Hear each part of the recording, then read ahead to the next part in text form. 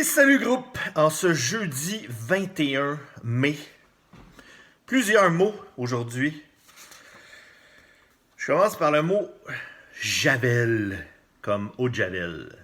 Donc, d'où vient ce mot qui est très utilisé présentement pour désinfecter les surfaces contre le coronavirus?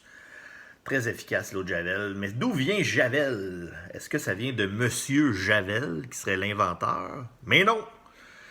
L'eau de Javel vient d'un petit village en France.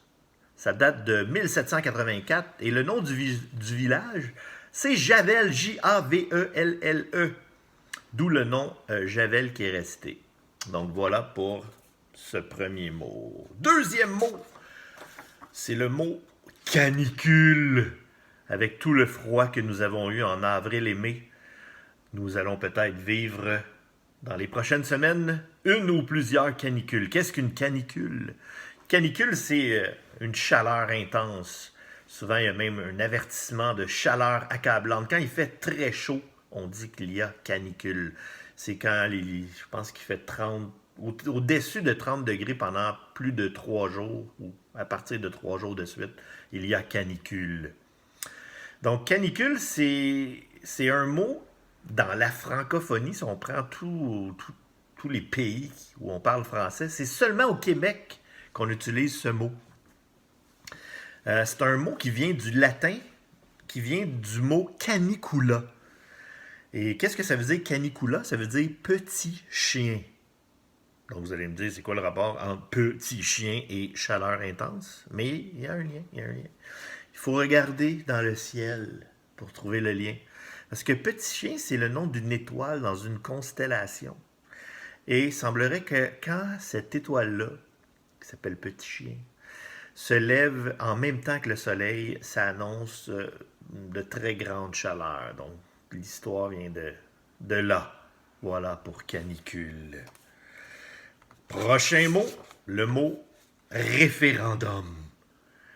Donc, qu'est-ce qu'un référendum? C'est une consultation populaire prévue par une loi qui permet aux citoyens d'un État de voter pour une proposition du gouvernement. Et ça tombe bien parce qu'aujourd'hui, c'est le 40e anniversaire du premier grand référendum que nous avons vécu au Québec en 1980, où on a demandé à la population si elle voulait la souveraineté du Québec, oui ou non. On devait faire un choix et la réponse a été non. Par la suite, on a reposé la même question dans un autre célèbre référendum en 1995. Et encore une fois, la réponse a été non, mais c'était quand même très serré, une petite marge. Donc quand on consulte la population sur des grandes propositions qui implique le pays. On appelle ça un référendum. Voilà. Mon dernier mot aujourd'hui, c'est le mot roman.